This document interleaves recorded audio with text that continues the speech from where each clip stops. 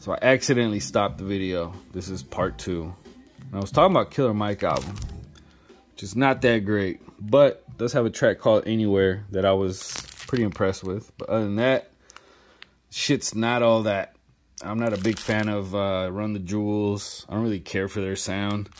I get it. They're big. They got a big fan base, but I'm not a big fan of them. I like Killer Mike, the person. He's a good dude. You know, he fucking does shit for his community, and I really respect that. But I'm not a fan of his music. And I bought this, honestly, just because I found it. It is Vinyl Me Please shit. Like, I like their pressing, so that's why I bought it, really. But, yeah, I wasn't a big fan of it. Might end up selling it at some point. We'll see what happens.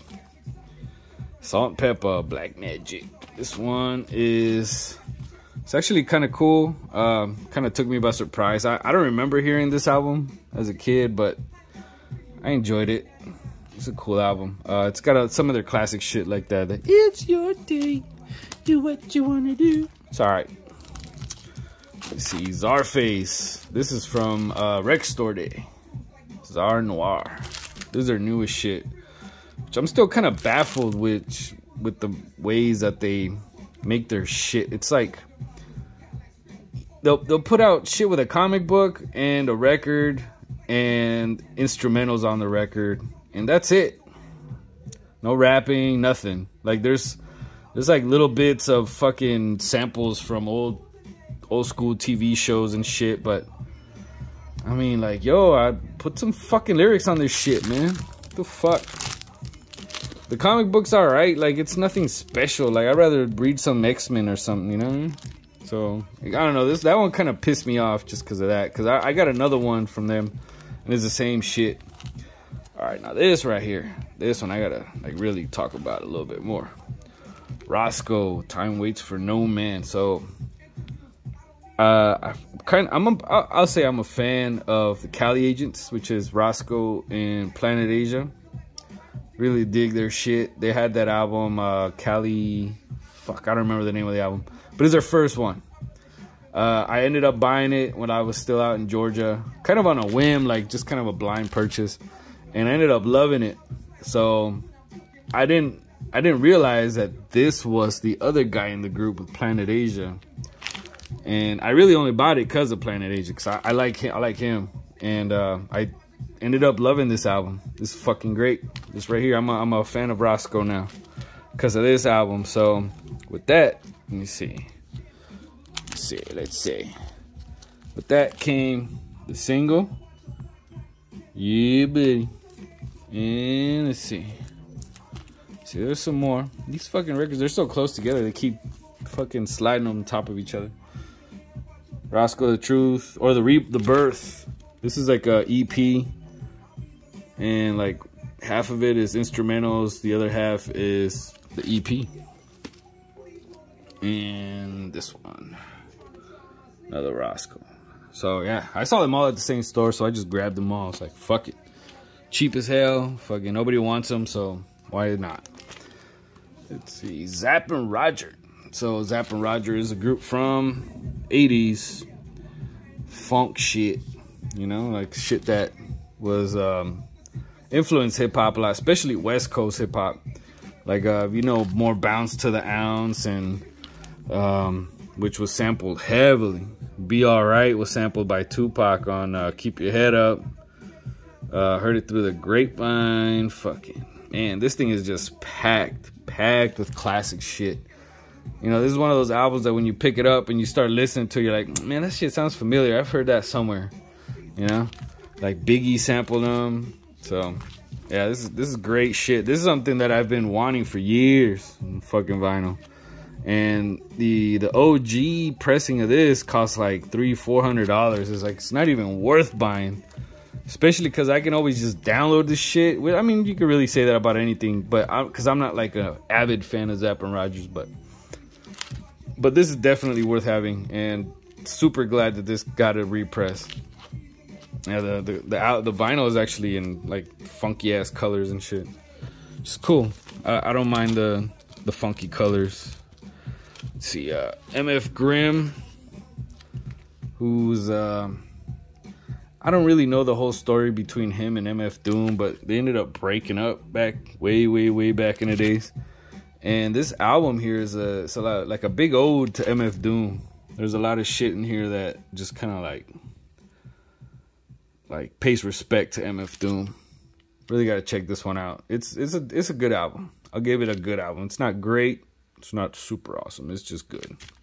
It's something you gotta hear, just for the fuck of it. Let me do this here thing. Let me flip this shit. Let's see. This whole album is so fucking sick. I've been listening to it just on a loop, just over and over and over again. Let's see. Conway the Machine. If it bleeds, it can be killed. I mean, this is like classic Griselda shit, you know. A lot of coke shit, a lot of drug shit, thug shit. And I don't know, I really do appreciate the resurgence of like grimy fucking violent hip hop. You know, like 90s style. So, you know, I fucks with Griselda. So this one I actually dug. I thought it was cool. Let me see. MF Doom, Special Herbs 1 and 2. I mean, just instrumentals from MF Doom shit. It's cool shit. I like listening to these instrumentals. You know, there's times where I don't really feel like listening to rappers. I just want to hear some music that, you know, just bob my head, and I want to get the whole collection. I think I still need like 3 and 4. Either 3 and 4 or 4 and 5. I'm not sure. And speaking of Griselda, just a little while ago, Benny the Butcher, Cocaine Cowboys 1 and 2. So yeah, this is cool shit. I think Benny the Butcher is the best one out of the 3 Griselda guys. I'd say Conway's a close second, and Westside Gunn is not even worthy of mentioning.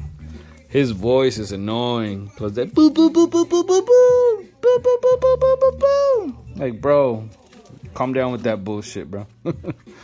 Anyways, keep it going, keep it going. Brother Lynch and Sibo. This was an old fucking album. This is some old, like, early 2000s shit. And it got a vinyl pressing, like, finally. Like, it's not something I was waiting for. It's just like, wow. Like, I didn't even know this never had a fucking vinyl pressing. And it's from Record Store Day, like the June version. Which is cool. You know, I thought it was alright. It's got some memorable shit in it. Like, the first 5 tracks on this is fucking dope. That 187, the one with Tech 9, 187 on a hook. I actually have that on my computer. That's a track that I had, but I didn't have it as a Brother Lynch and Sibo track. I had it as a Tech 9 track. There's 187 on the motherfucking hook.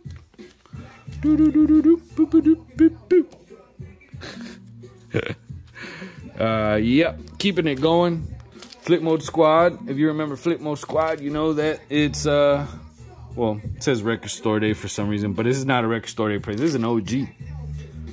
This is their, I don't know if they made more albums, but this is the Imperial. This is basically a Busta Rhymes album featuring a whole bunch of motherfuckers, like Spliff Star and Rod Digga, and I forget who else. But yeah, Rod Digga is a dope MC. Like, as far as females go, I'd say she's up there with like the Brat and fucking, I mean, you name it, fucking Lil Kim. Like, she's just as good or better than most of them, except for Lady Rage. She's not better than Lady Rage.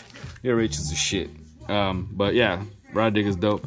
But yeah, it's mostly just a Busta Rhymes album, really, which is dope. You know, I actually bought a clean version of this, thinking it was the fucking version. And when I played it, and like, I don't know, like, as soon as I start hearing them kind of cutting out curse words and shit, I'm done. I stop it, I put it away, and I never listen to it. So finding the original with the bad words, yeah, it's a huge plus for me. So happy to have this one. I'm gonna put this with the Busta Rhymes albums, and I'm sure you can see what's next because it's fucking colorful. Well, not colorful, but really bright. Little Kim's Notorious KM. Now, I already had this, but this is an OG. You never pass on originals. Anytime you find an original, you fucking buy that shit. You buy that shit. And I bought that shit. But yeah, Lil Kim, Notorious KM. Definitely worth a buy. This one's got some fucking bangers on it. That Suck My Dick track is probably my favorite one. But yeah, this got some good ones on it. This is one that I highly recommend. Lil Kim's a legit rapper. Like I don't know why people slept on her. I mean, I don't know why she fucked her face up. I thought she was hot as fuck. But anyways, let's see, keeping it going. Terror Squads. This is like their second album, I think. I think they only did 2 albums, but I'm not sure. But yeah, I wasn't crazy about this one. It did have a couple of tracks. Like it has Lean Back on it. I thought that was a Fat Joe track. I didn't know that was a Terror Squad track. At least not that, you know, from what I remember. But anyways, yeah, you know, Cuban Link, Fat Joe, fucking Remy Martin at the time. Yeah, Remy Ma. I think Remy Ma is very good rapper. She gets props for me. I'll give her my props. And let's see, last but not least, from this crate, because remember, we still got that right here. Now this one, I kind of wanted to put it with the more special shit, but I don't think most of you motherfuckers know who this even is. So for that reason only, I put it last on this pile. And this is kind of a weird fucking release, right? So it's not that it's bad. It's just weird how they did it. Like they put it in 2 different sleeves and they're both the same. Like they both look exactly like this, right? Front and back. And basically what it is excerpts from Dr. Dre 2001. So Hitman was featured heavy on 2001. And yeah, like a bunch of these songs, I guess, didn't make it on that album. And they were all featuring Hitman. So he just put them all together, throw an album together, and fucking put it out. And I'm glad he did, because this is actually excellent. I had a beautiful time listening to this. And I might listen to it again tonight. But I still got to get to that. Like, oh, come on. Yeah, this has got a lot of really tight shit on it. Like, that first side right there, those first 10 tracks, bangers. Yeah, like there's some shit in here that was actually on the radio, and I never caught like a single of it or never knew where it was from. I just knew it was Hitman. It sounded like a Dre beat, and that was it. But yeah, this is something I highly recommend. If you're fucking able to find it and able to buy it, because I ended up paying a pretty good amount for it. So anyways, you know, big shout out to Hitman, because he really did well on this one. He's actually a good writer, so much props to that man. So I'm gonna stop this video here, and then I'm gonna go into part 3, and then I'm gonna end it, because that's how we do. We end shit around this motherfucker. All right, I'll be right back. Don't go anywhere. Stick around.